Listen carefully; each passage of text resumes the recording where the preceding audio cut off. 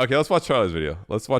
And then we're gonna watch his response. This is important. I really wanted to talk about this. I'm exploiting Charlie's content because we're watching and I'm benefiting Corkin.ca and Amulik. There you go. All right. I know they say the Lord forgives all sins, even murder.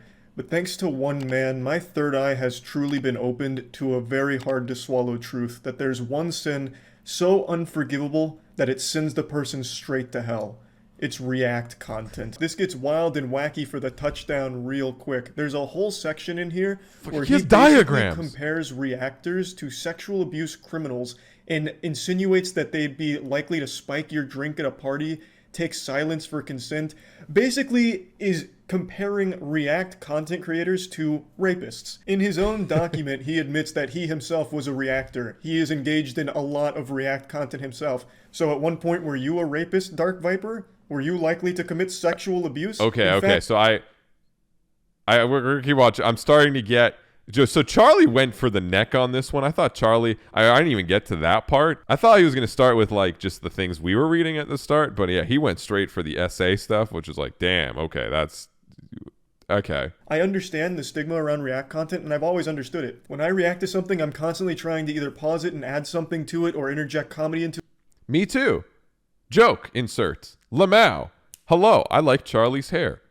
Dark Viper's entire document here is about this belief that every reactor is doing it for financial gain and to fuck small channels. Yes. Yeah. Okay. That I also, when reading that's what we were talking about. That's again. He's hard on the theft. It's like these bigger reaction channels are stealing. It's theft. You know, they're exploiting these other people without permission. Exploitation of labor, capitalism. I'm like, okay, he's very strong on that stance. So even right away, his initial tweet going for the most extreme approach possible. All reactors are bad people, exploit others to benefit no one but themselves, collectively stolen millions of dollars from actual creators and have stopped countless thousands from having a career. I've only stolen like $2 million from other creators. So like, I need to up my game apparently as a reactor. I'm not even close to the millions of dollars. I've only stolen 2. Like I'm really shitty at this apparently. God damn. I wonder how many small channels are out there shaking their fist right now like, damn you, Pokimane, my channel died because you watched my video on your stream and said nice things about me. I had such a promising career as a YouTuber till you said nice things about my video on stream to your audience of 30,000 concurrent viewers. Now I'm fucking trashed. I'm ruined. His point of how they're killing small channels is because they're taking eyes away from small channels to their own channel. Yeah, the zero-sum thing. I guess a more apt comparison would be a small channel the fucking zero-sum flipping over their game, table like, which I don't think is true. I would have had 10 million views on this video if Pokimane didn't react to Jubilee, 6 atheists versus 1 Christian 5 days ago. Now my channel's fucked because she reacted and all the people went and watched that instead of watching my video essay on Dying Light's butthole physics. Now the show is pointing the actual... That's a good one. I like Charlie. I still haven't got to the, like, maybe because of the, I'm still trying to wait, why is there so many dislikes? Because, again, the start, I wish Charlie didn't go that crazy for the throat because I feel like he's bringing up a lot of really good points, but maybe going for the throat that hard may have been misconstrued as Charlie kind of misinterpreting the other points, but he's bringing all the other points up now. So I don't know, but let's see. He says, if your content is good, then it will get exposure naturally, and so you don't need reactors. He's absolutely right. Of course, you don't need reactors, but he says if your content is good, it will naturally get exposure. Who? How? When you make something good, does fucking Jeebus tell everyone's brain, yo, this motherfucker just uploaded this shit? Go, dude. Like, how? No, that's not what happens. It's not just people magically know, oh, this is good content. Everyone's just going to go there now. There are millions upon millions of channels, literally millions, that have made high-quality productions over the last decade that went nowhere, fell flat on their face, have less than hundreds of views. How can you guarantee that by making high-quality productions, you're naturally going to blow up on YouTube? How can you say that? Can you prove it? Yeah, I mean, again, tying it to... Here, I'm adding my value. Ready? You ready for Nick's added value? Same thing with fucking bands. There was thousands of incredible bands that probably not more than 5 people have ever heard of. That make just... Probably incredible mixes, incredible production, incredible songs. No one knows about them.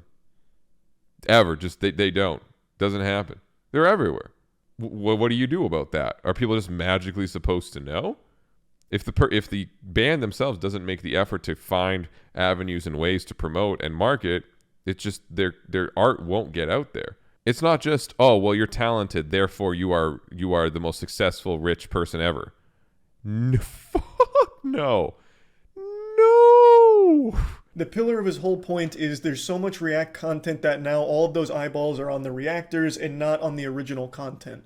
They have taken away from this finite pool of impressions. But you have no way of proving if that React content wasn't there, those eyeballs would go to that original content. Because it's the internet, it's YouTube, there's other... They wouldn't. They wouldn't go to the original content.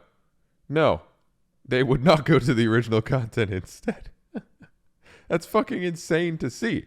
How many times I've done reactions millions of times. A lot of times to smaller bands a decent amount of times.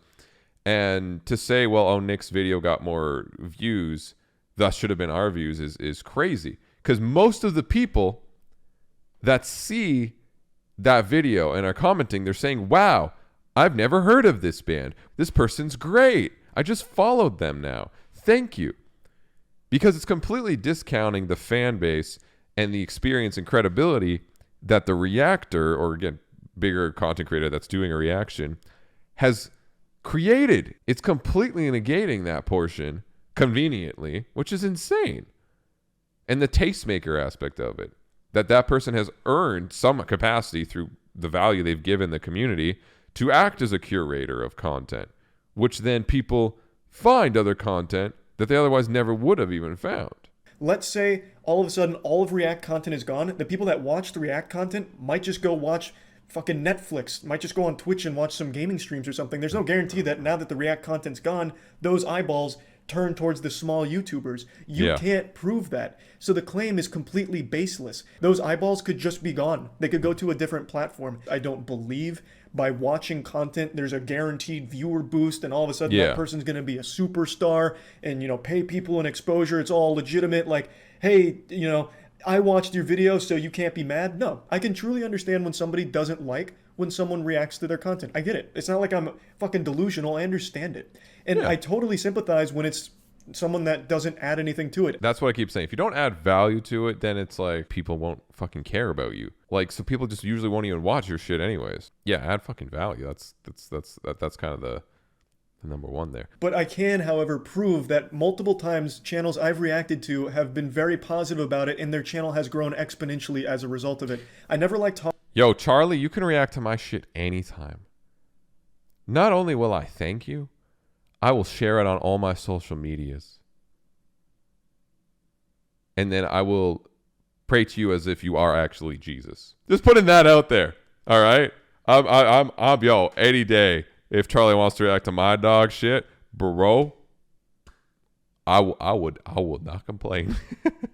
But I would like to give you a couple of examples of times where channels we've reacted to, very small channels, have been able to turn it into a full-time career, and it has really helped them grow. So a couple popped into my head immediately. The first one obviously being the sausage god, Ordinary Sausage. This man could turn anything into a sausage. He could take King Tut's mummified remains and make a banger sausage out of it. That's amazing. In 2020, during a YouTube night, one person in stream who was a fan of sausage recommended his content, and at the time, right there, like, would we? Like, I'm not gonna go and fucking Google. I need a content creator that turns anything into sausage. Now that Charlie's saying, it's like, yo, that's really interesting. Like, thank you, Charlie. I'm gonna go check that out probably now. He had 3,000 subscribers. Fast forward to 2022.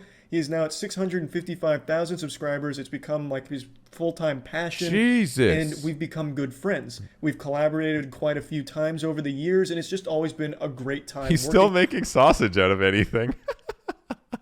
That's fucking crazy.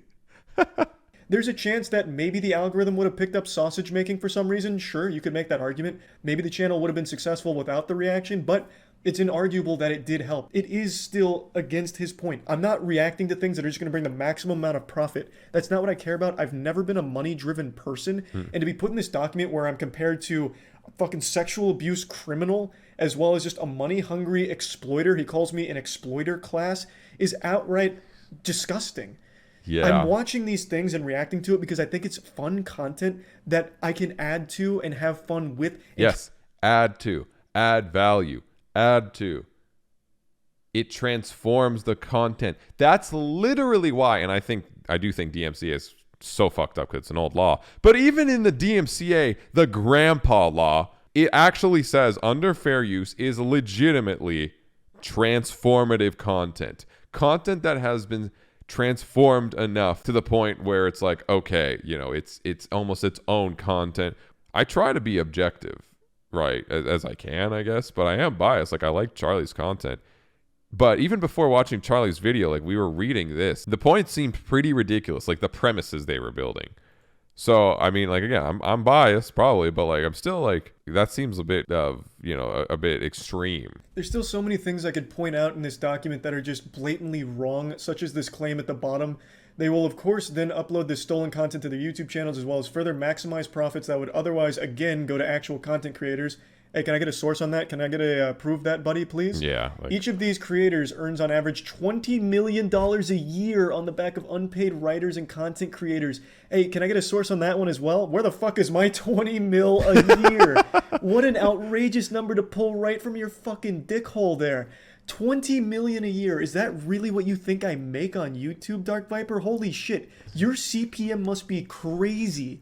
Yeah, I'm off by a couple 20 million if that's the case, guys. I'm going to be honest here. And again, can I please get a source on the maximized profits that would otherwise, again, go to actual content creators? Can you prove that? Fuck, man, that'd be glorious. That average of 20 mil a year somehow going to the smaller content creators that would be unassociated with the React content. All of a sudden, somehow that 20 mil is making it to them. Fuck, I'd love to see the osmosis process there somehow. So you tell me...